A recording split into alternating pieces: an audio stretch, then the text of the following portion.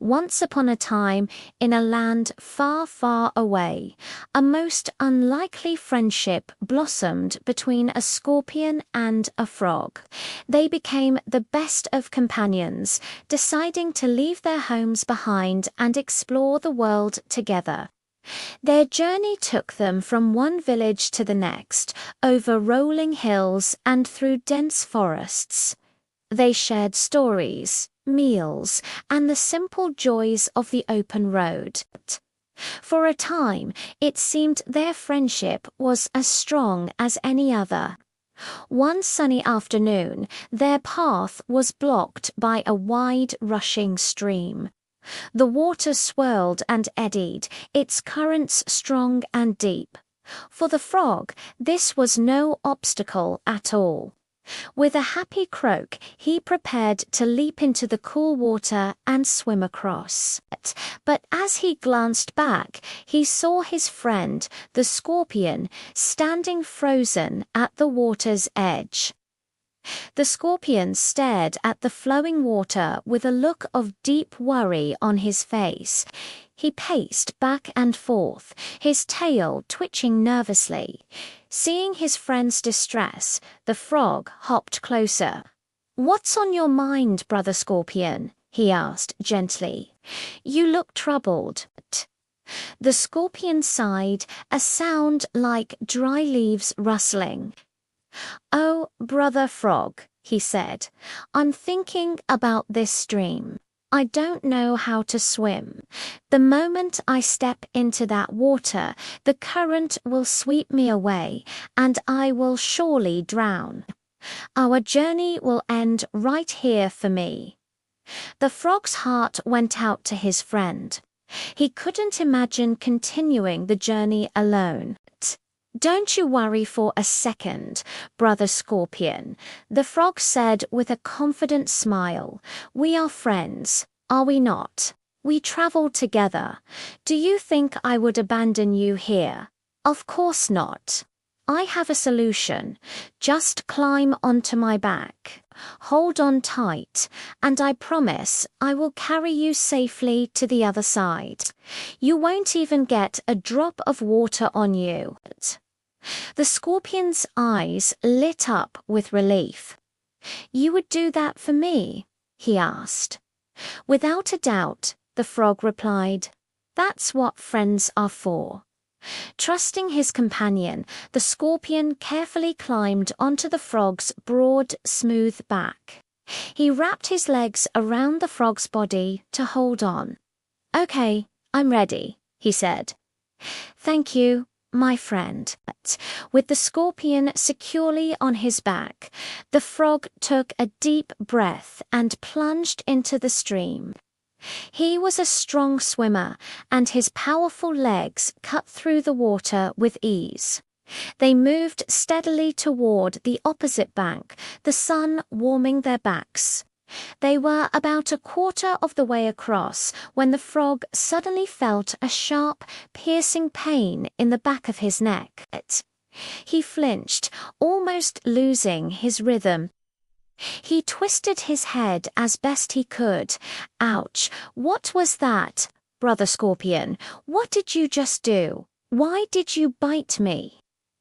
The frog's voice was filled with confusion and hurt. "Is this how you treat a friend who is helping you?" The scorpion shifted uncomfortably on his back. "Oh, I'm so sorry, Brother Frog," he said quickly. "It was just a little joke. Please forgive me. You know, it's just my nature. I can't help it sometimes. It won't happen again, I promise." The frog, being kind-hearted and willing to believe the best of his friend, accepted the apology, though a seed of doubt had been planted in his mind. "All right," he said, "but please be careful. It really hurts." He shook his head and refocused on swimming, pushing them forward through the water. They reached the halfway point of the stream. The far bank was getting closer and closer. The frog was beginning to feel tired, the weight of the scorpion making the swim more difficult.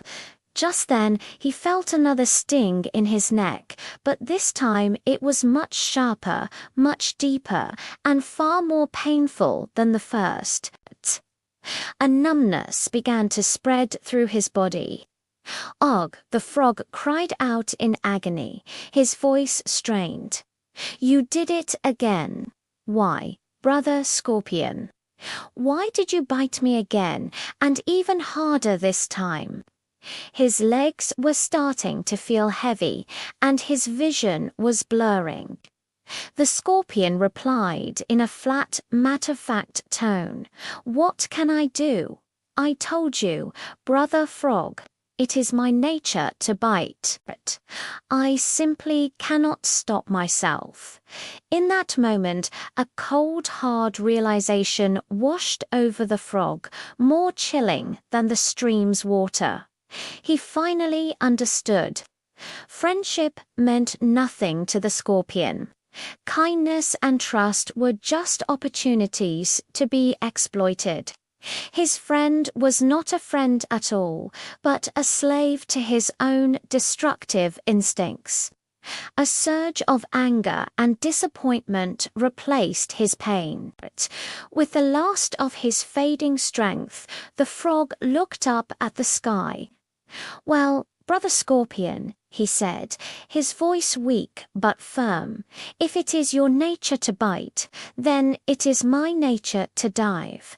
And with those final words, the frog took a deep breath and plunged deep down into the water, taking the scorpion with him into the dark, swirling depths of the stream.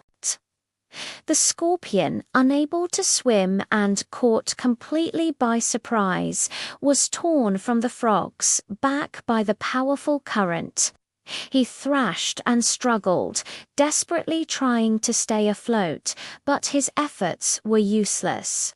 The water filled his lungs, and he sank beneath the surface, never to be seen again. This story teaches us a powerful lesson. Be careful who you trust.